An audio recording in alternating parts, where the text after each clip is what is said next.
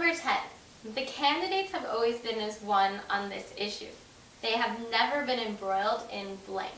So our trigger here is the semicolon. We know we have two short sentences that are related.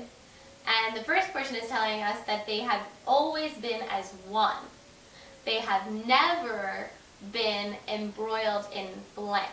So even if you have no idea what embroiled means, you know that they have never been apart because they've always been as one. So they're always agreeing, never disagreeing.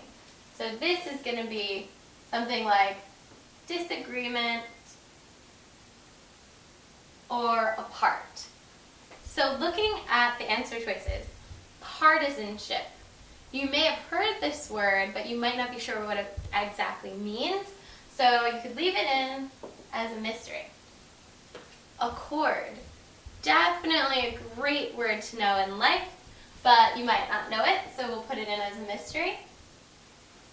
Denigration. Here it is again in its noun form. In its last form, we had denigrate, which was a verb. So clearly this keeps repeating, and we know it's negative, so maybe.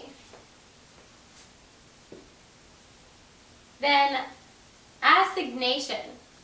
Maybe we're not sure of that. And assurance. So if we're looking for disagree, then assurance is exactly the opposite of what we want. So now this is the first question we've come to, where if you didn't know all of those words, I would definitely recommend you to omit it. And I know that this is a really foreign concept for most of you because you always want to try to get the answer and you want to just guess and put something down.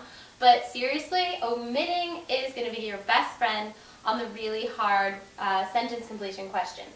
Because if you put the wrong answer, which you're likely to do if you have no idea what any of those words mean, you're going to lose points. Whereas if you omit, you just don't gain any points, but you just have a 0 for that question.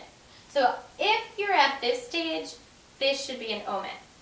The actual answer to this question is partisanship. So we had said that we're looking for something that means disagree or apart.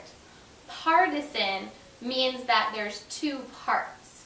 So that's exactly what we're looking at for this question. The other fantastic word you should know here is accord, which means agreement, which is exactly the opposite of disagree, which is what we need. So those are just kind of two words that you're going to see over and over and over again, so you should put them in your vocab journal.